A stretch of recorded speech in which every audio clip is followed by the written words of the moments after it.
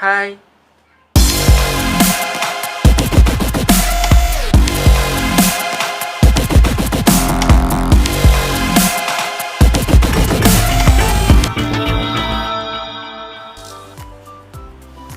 Assalamualaikum warahmatullahi wabarakatuh.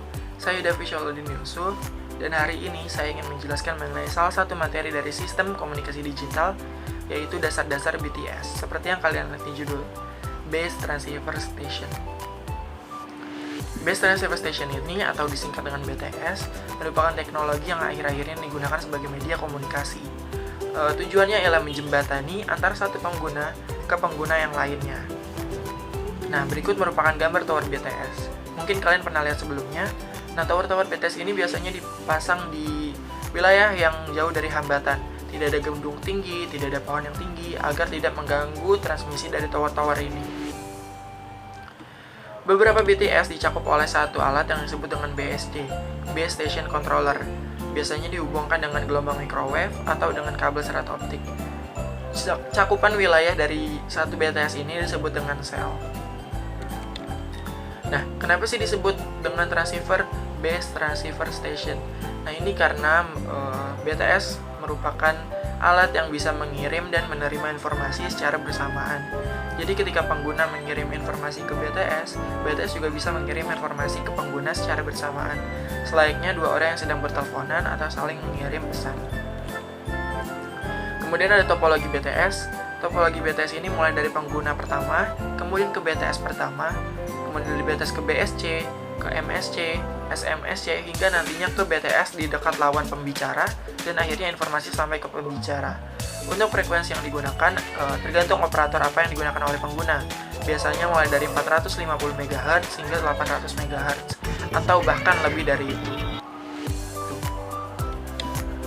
Kemudian ada jalur yang digunakan ketika transmisi dilakukan. Dari BTS menuju ke pengguna disebut dengan downlink, sedangkan jalur dari pengguna ke BTS disebut dengan uplink. Kalian harus tahu, frekuensi uplink lebih rendah dibandingkan dengan frekuensi dari downlink. Kenapa? Karena semakin tinggi frekuensi, maka semakin besar daya yang digunakan.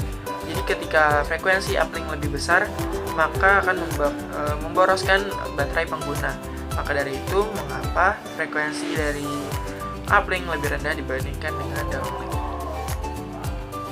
Kemudian kita akan membahas tentang komponen-komponen yang ada pada BTS. Sebenarnya komponen ini ada dua.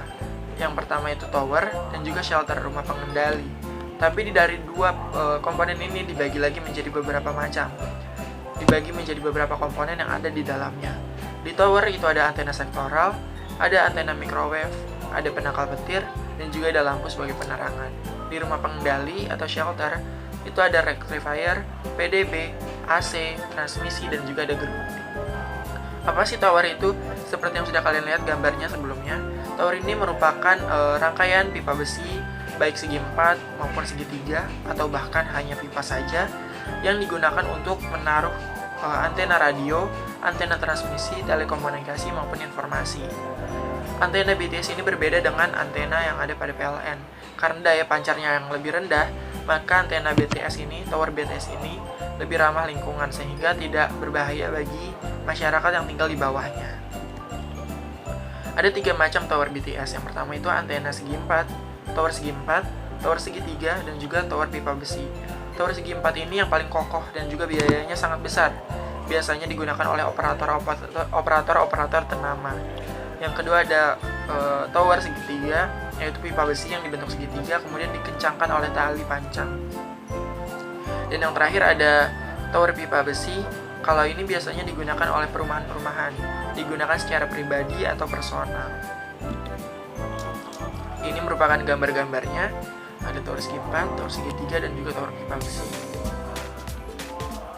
Kemudian kita lanjut ke komponen-komponen yang ada pada tower. Yang pertama itu ada antena sektoral. Ini fungsinya untuk mengirimkan sinyal informasi berdasarkan sudut sektoralnya. Kemudian ada antena microwave. Biasanya ini digunakan untuk komunikasi antara BTS dengan BTS atau BTS dengan BSC. Kemudian ada penangkal petir. Ini digunakan ketika tegangan tinggi masuk ke tower BTS. Jadi misalnya ada petir yang memiliki tegangan sangat tinggi ini tidak merusak komponen-komponen lainnya, melainkan disalurkan oleh penangkal petir menuju ke permukaan bumi tanpa melewati komponen-komponen lainnya. Kemudian ada lampu sebagai penerangan. Kemudian komponen yang kedua ada shelter, rumah pengendali. Ini merupakan tempat yang terdapat perangkat-perangkat telekomunikasi di dalamnya, ada rectifier, PDB, dan lain-lainnya. Nah, kita bahas komponen-komponen yang ada pada shelter. Yang pertama itu transmisi. Transmisi ini digunakan sebagai pengatur slow traffic mulai dari ke TRX ke Boia. Kemudian ada AC, air conditioner sebagai sirkulasi udara. Ada rectifier, itu pengubah tegangan PLN ke tegangan DC, direct current, sebagai supply untuk komponen-komponen yang ada pada tower. Kemudian ada PDB, Power Distribution Board.